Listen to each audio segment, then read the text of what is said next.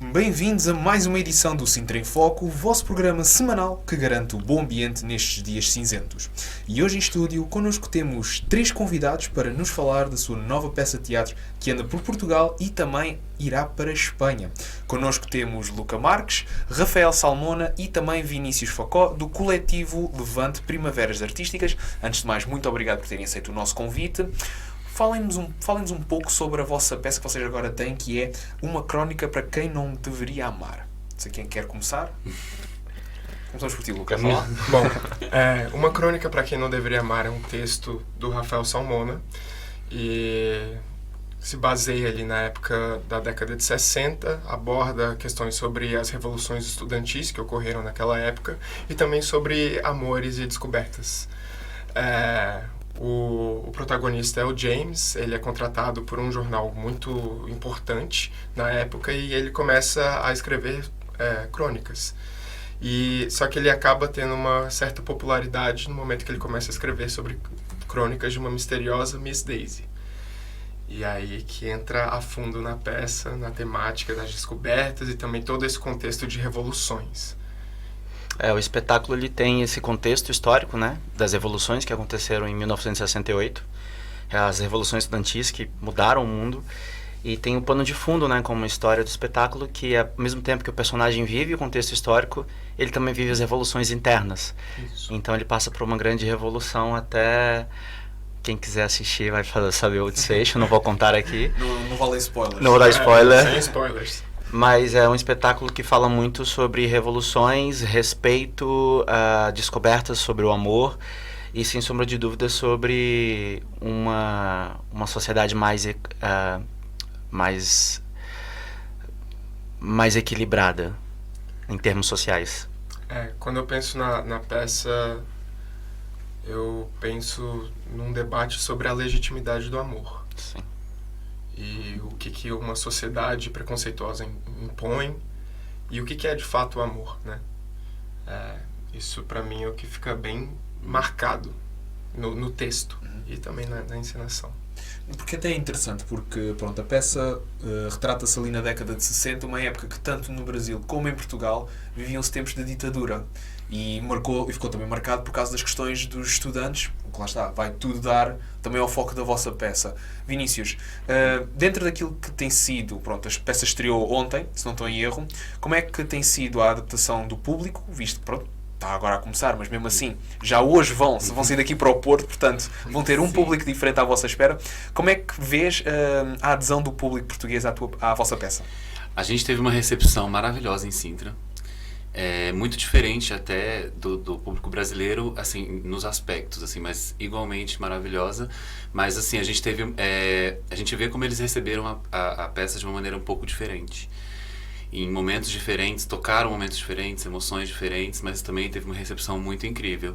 E ontem também, foi nossa estreia em Lisboa, a gente também teve uma recepção muito incrível. Então a gente vê essas diferenças um pouco. Enquanto a gente vê, por exemplo, esse contexto de ditadura aqui em Portugal sendo um contexto onde as pessoas falam sobre isso, onde as pessoas se orgulham do fim disso, a gente vê no Brasil um contexto de pessoas que às vezes dizem que isso não aconteceu, uma certa negação, não vamos falar do assunto. Isso faz com que a ditadura ainda seja uma questão pouco debatida no Brasil. Então muitas pessoas até falam na volta, falam que não houve ditadura, que era um tempo bom. A gente também até fala na peça, porque é uma frase que muito se diz no Brasil, só morria na ditadura quem estava fazendo besteira. Assim, então no Brasil tem essa diferença entre Portugal, enquanto aqui as pessoas realmente lembram da história, fazem elas serem lembradas. Mas é interessante que diz isso, porque em Portugal também se diz muitas vezes que no tempo de Salazar é que se estava bem. Portanto, também tens essa ligação aí. Embora isto seja completamente errado, atenção. Mas é verdade, especialmente as pessoas mais velhas que efetivamente viveram o tempo da ditadura em Portugal dizem muitas vezes, pois, naquele tempo é que se estava bem. As pessoas queixam-se, não sei o quê, mas estávamos bem. Tínhamos ouro. Mentira, nós tínhamos, é verdade, um dos maiores depósitos de ouro na Europa, mas esse ouro era só de empréstimo, nem sequer era nosso. As pessoas é que têm tendência a esquecer essa parte. É importante frisar essa parte mesmo. Sim. E até porque no Brasil também a gente tem uma democracia relativamente muito nova também. Então, essa conquista, as conquistas sociais, elas são muito novas no país também. Então, é isso. E é interessante também porque a própria peça está agora a surgir numa altura em que também se deu uma virada política no Brasil. Ou seja, agora com a reeleição do Lula para presidente, uma volta política vai acontecer no Brasil, muito provavelmente. Pronto, não vamos entrar nessa questão de política, é uma questão de... Não vamos, senão nunca mais saímos daqui. Mas a peça, acima de tudo, é para vocês o quê? O que é que para cada um de vocês significa a peça? Luca? Liberdade. Rafael?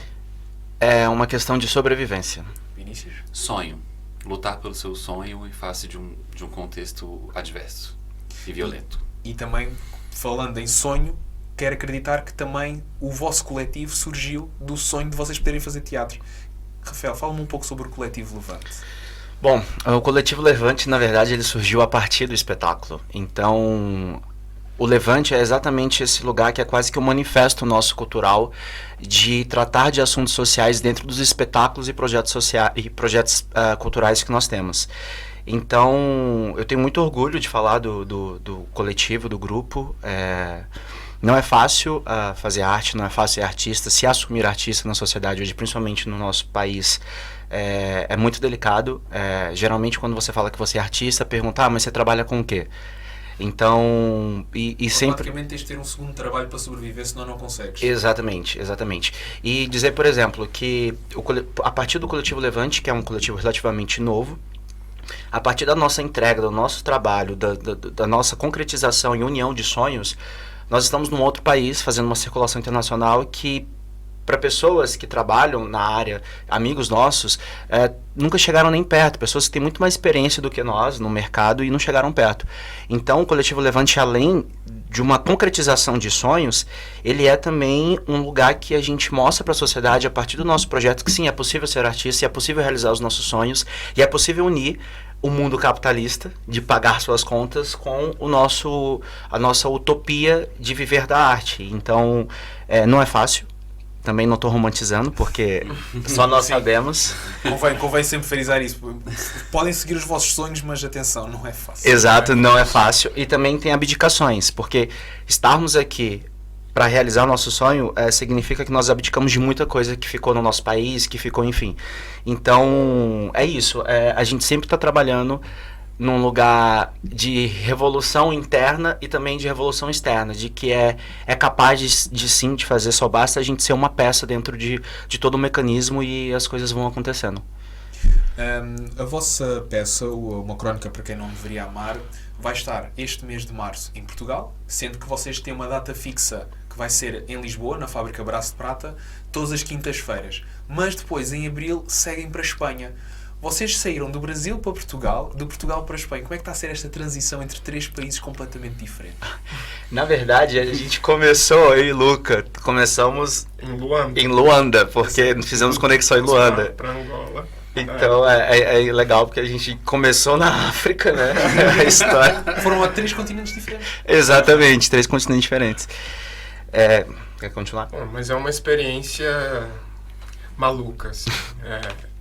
A gente tem uma ideia, mas no momento que a gente chega aqui, que a gente começa a entender qual que é o parâmetro, qual que é o tamanho da coisa que a gente está enfrentando. Então, eu não consigo dizer ao certo como que vai ser em relação a Barcelona. Eu acho que no momento que eu pisar lá, eu vou entender melhor. Mas, por enquanto, está sendo assim, muito bom. E libertador. Não existe barreira linguística? Sim. Existe, por exemplo, algumas coisas, vou dar um exemplo. Na nossa peça, tem algumas palavras que no Brasil significam uma coisa e que aqui significam outras coisas até vulgares. Então, pra gente, uma palavra como assim, bico, significa uma coisa. Desculpa. Na verdade, é um extra. Sim. É um extra. No Brasil é um extra. Então, Exato. na peça, quando a gente fala, às vezes as pessoas levam para outro lugar. Assim, até, será que ele falou isso mesmo? Sim. Então, por exemplo, moça. Moça pra gente é como chamar moça. Sim, amigo. exato. Um amigo. Aqui não, aqui é um lugar... Aqui, por acaso, ainda tem um bocado pejorativo negativo. Sim. Por causa que há muitas pessoas que utilizam isso, portugueses mesmo, para se dirigirem a empregados, seja de balcão, qualquer coisa, mas de uma forma mesmo de rebaixamento. Existe esse tratamento de rebaixamento. Sim. Então, muitas vezes nós vemos portugueses a falarem com empregados de restaurantes e tudo mais, olha, moço, a estalar os dedos, o que é muito respeitador. Por isso é que se calhar tem muito essa conotação negativa aqui em Portugal. Sim. Mas nós sabemos que para vocês é natural. Então, é a mesma coisa com o meia. Vocês dizem o meia para o 6. eu já me habituei de tal maneira que eu já sei que automaticamente quando dizem meia é 6. Sim. Tornou-se automático e acho que isso, essa forma de misturar várias culturas e vários dialetos é muito importante porque ajuda-nos não só a melhorar enquanto pessoas, mas também enquanto sociedade, acaba por trazer muito mais. E eu acredito que a vossa ida para a Espanha também vos vai trazer para vocês, não só como brasileiros, mas como artistas, uma nova perspectiva totalmente diferente por causa da cultura de teatro em Espanha, da música. É totalmente diferente daquilo que vocês vão apanhar aqui em Portugal. Sim. Na verdade, eu acho que essa história de vir fazer um projeto, ele começou há 2 anos atrás, quando, na fase da pandemia, eu tinha um projeto que era um teatro híbrido, que era, por conta da pandemia, a gente começou a fazer teatro em telas, né? Teatro multimídia. E esse projeto, ele ganhou uma dimensão e a gente falou, vamos apresentar esse projeto em Barcelona.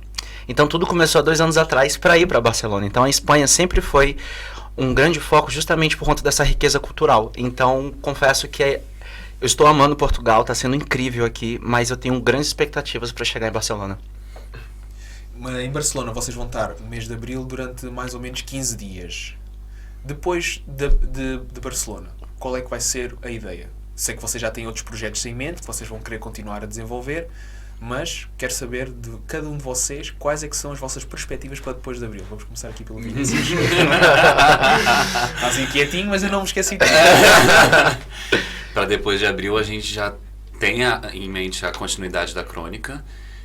Nosso coletivo tem mais outros 2 membros, né, que infelizmente não puderam estar presentes e que vão voltar para o Brasil. Então a gente vai passar por uma adaptação, a gente vai colocar um outro ator. Então a gente já tem que trabalhar um pouco nisso e dedicar um pouco para esse lado da crônica, da continuidade e esses outros nossos projetos também. Tem um projeto que eles iniciaram também já, que eles já estão quase prontos também, que eles devem estrear também. Sim. Por volta de agora também, talvez até antes de Abril. E a gente também vai fazer um festival ainda em março, que aí também já vai ser uma perspectiva de projetos que vão surgir para depois de Abril, vão ter continuidade, que vai ser um festival no Espaço Sank B, em Porto, que a gente deve fazer agora no final de abril, final de março, começo de abril. E também já vai fomentar esses outros projetos que a gente tem em mente também. Rafael? Na verdade, a gente já começou a trabalhar para essas continuações. Assim, a gente tem, graças ao Fundo de Apoio à Cultura do Distrito Federal, da Secretaria de Cultura, que realmente eu tenho muito que agradecer, porque eles proporcionaram para a gente essa vinda para cá. Nós ganhamos esse fomento da cultura para realizar essas apresentações. Então a gente tem uma questão contratual de entregar 9 apresentações em Portugal e mais 3 em Barcelona. Então, quando a gente fechar esse primeiro capítulo da nossa vinda para cá, a gente vai, de certa forma, dar continuidade a uma segunda etapa que a gente já começou uma pré-produção, que é a realização de outros projetos nossos. É um espetáculo onde eu e o Lucas escrevemos o texto, a dramaturgia nossa, se chama Sombrio. Tem um espetáculo do Vinícius que eu dirijo também, que é um espetáculo chamado O Jogo de Júlia, que é uma outra atriz nossa maravilhosa que está no Brasil e que logo logo vem para cá. E paralelo a isso, a gente tem um espetáculo para sair, que é o Clímax, que é um texto de um espanhol chamado Alejandro Melero, que ele cedeu os direitos para que nós façamos o espetáculo aqui em Portugal. É um espetáculo de comédia maravilhoso, que eu já dirigi no Brasil, em São Paulo. Então, assim, a gente tem uma porção de projetos e a gente está fazendo diversas conexões muito importantes para a gente agora, para garantir uma permanência nossa aí, para a gente poder circular como projeto e poder expandir mais a nossa permanência aqui na Europa. É exatamente isso. Nós temos esse período em que, de certa forma, já está no contrato, que temos que dar essas apresentações, fazer essas apresentações, mas depois disso a gente, de certa forma, tá livre, né? Livre, assim, em certa medida, para poder expandir esse repertório com outras apresentações, outras montagens, outros projetos e procurando teatros novos, seja aqui em Portugal, ou na Espanha, ou qualquer outro lugar que a gente conseguir. Então a perspectiva é mais ou menos essa. A partir de abril vai ser um outro caminho. O vosso coletivo, lá está, o mundo das artes é um mundo às vezes muito fechado e há muitas pessoas que querem se ingrar neste meio, mas não conseguem. Vocês próprios falaram que não há necessidade de romantizar um mundo como o mundo das artes, porque não é fácil. Mas sendo um coletivo, vocês estão sempre abertos a novas pessoas, a novos atores, atrizes. E estávamos a falar há pouco em off que existe a possibilidade de vocês fazerem uma peça e estão a procurar pessoas e quero que vocês aproveitem este espaço para chamarem as pessoas. Todos os atores e atrizes, quem quer que seja, ou alguém que nunca experimentou, venham, por favor. Mas deixo o palco para vocês, por favor. Façam o vosso chamamento. Te dou as honras. Atenção, portugueses. Atenção, europeus. Estamos aqui. Nós somos o Coletivo Levante do Brasil. Nós temos projetos muito legais, interessantes. Quase que 99% dos nossos projetos eles são pautados por questões sociais e também de aprofundamento. A gente tem um trabalho de pesquisa, a gente tem um trabalho de estudo, a gente tem pessoas muito importantes dando um respaldo pra gente. Nós temos a nossa diretora, a Rebeca Reis, que dirigiu o espetáculo. Nós temos o nosso diretor de movimento, que é o Ciro Barcelos, que tem uma história incrível e que ajudou muito a enriquecer a gente como artistas, enfim, como profissionais. Então a gente veio aqui para mostrar que nós podemos juntos fazer uma revolução. E é por isso que o Levante existe, para a gente mostrar para o mundo que, através da arte, muitas vidas podem e serão salvas. E apesar da gente saber que é um caminho muito difícil, diariamente não está sendo fácil também, apesar de a gente estar vivendo um grande sonho de estar aqui, não é fácil estar aqui. Diariamente a gente passa por diversas dificuldades, mas passar por as dificuldades, ela só nos garante também a força que nós temos de poder fazer algo muito maior, do qual já estamos fazendo. Então, se você quiser fazer parte dessa história, dessa experiência, estamos aqui de coração aberto para receber vocês. Onde é que as pessoas podem saber mais informações sobre o Coletivo Levante e também as datas da vossa crónica para pessoas que não deveriam amar? No nosso Instagram, que é @ocoletivolevante. Sigam a gente. Sigam a gente. Lá tem na nossa bio um link com todas as informações de novas apresentações, as datas. Nós temos publicação também de todas as datas de apresentação até abril. Então sigam lá o Coletivo, estaremos postando coisas diariamente, atualizando, contando um pouco sobre a nossa rotina aqui e sobre como está sendo tudo isso. Fala das datas.